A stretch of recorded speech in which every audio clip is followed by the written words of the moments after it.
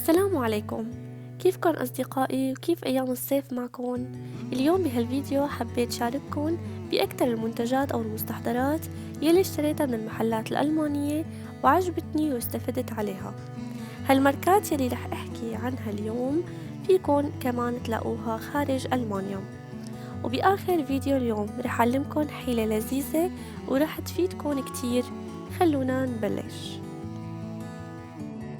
أول كريم بدي أحكي عنه اليوم هو أكتر كريم أنا بحبه وما بستغني عنه. كريم للعناية بالعيون من ماركة لافيرا بخلاصة اللؤلؤ. يلي بيميز ماركة لافيرا هي إنه كل مكوناتها طبيعية أو بيو 100%. يعني فيكن تشتروا أي مستحضر من هالماركة بدون أي خوف من المواد الكيميائية والصناعية. هالكريم بيخلي جفن العين مترطب وبارد وبيحمي من الهالات السوداء أو بيخفيها تماما إذا كانت موجودة. أنا بعاني مثلا من حساسية الربيع وعيوني بتنشف كتير وبيتشقق الجفن، لكن مع استخدام هالكريم قدرت حافظ على رونق عيوني ونضارتها. الكريم كتير ناعم وريحته حلوة، بستخدمه مرة باليوم قبل ما نام، وأكتر شي عجبني فيه إنه بيعطي لمعة وبياض حوالي العين مع الاستمرار باستخدامه. هالكريم بتلاقوه بمحلات الروزمان أو الدي ام. سعره بين 7 ل10 يورو إذا كان في عليه عروض.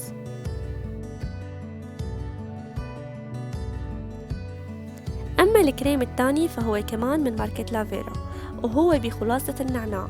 بيعالج الحبوب يلي بالوجه وبيروح آثار الحبوب القديمة والتصبغات. مثل ما مكتوب عليه بالألماني هو يستخدم للبشرة الملطخة، يعني يلي فيها آثار حب أو بجزء منها. هالكريم ببداية استخدامه رح نلاحظ إنه زادت الحبوب أو احمرت، لكن مع الاستمرار رح تختفي. بستعمله مرة باليوم أو مرتين قبل النوم وأثناء النهار أحيانا. كمان بتلاقوه بمحلات الروزمان أو الدي ام. سعره بين 4 ل5 يورو تقريبا.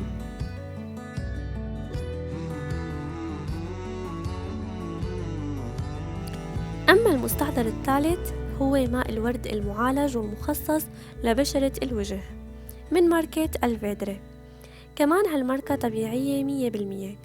هالعلبة بتحتوي على مي الورد يلي كلنا بنعرف قديشها مفيدة لبشرة الوجه، ومثل ما مكتوب على العلبة هي كمان مخصصة للبشرة الجافة، بس بكل الأحوال مي الورد تستخدم لكل أنواع البشرات. بستخدمه كل يوم الصبح أو بعد ما أعمل تقشير لبشرة وجهي، وبوزعه على الوجه بواسطة قطنة. بتلاقوه بمحلات الروزمان والدي ام. سعره بين 2 ل3 يورو تقريبا.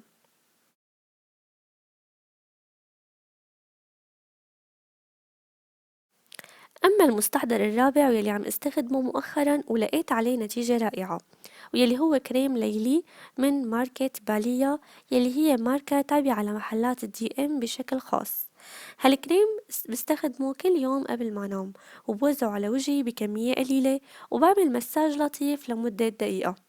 فائدته هو انه لما بتصحي الصبح بتلاقي وجهك ناعم الملمس ومو ناشف وتعبان، يعني هو بيحافظ على مسام الوجه وبيخليها نضرة. بتلاقوه حصرا بالدي ام. سعره تقريبا 3 يورو.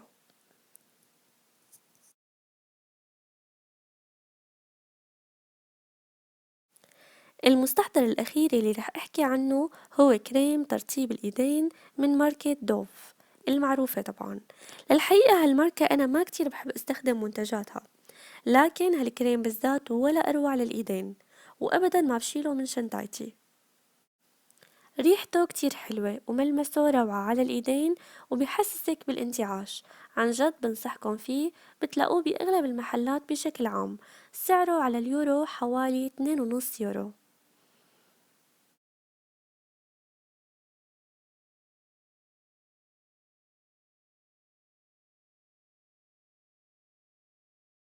أما الحيلة يلي رح أعلمكن إياها بنهاية هالفيديو هي عبارة عن حليب مع عسل. تقريبا بناخد 100 ميلي لتر أو فنجان صغير حليب مع معلقة كبيرة عسل. بنخلطهم مع بعض منيح ومنعبيهم بقنينة خاصة فينا أو قنينة فاضية بلاستيك بتلاقوها بمحلات كتيرة، تستخدم خصوصا لهالتركيبات يلي بتعمليها بالبيت.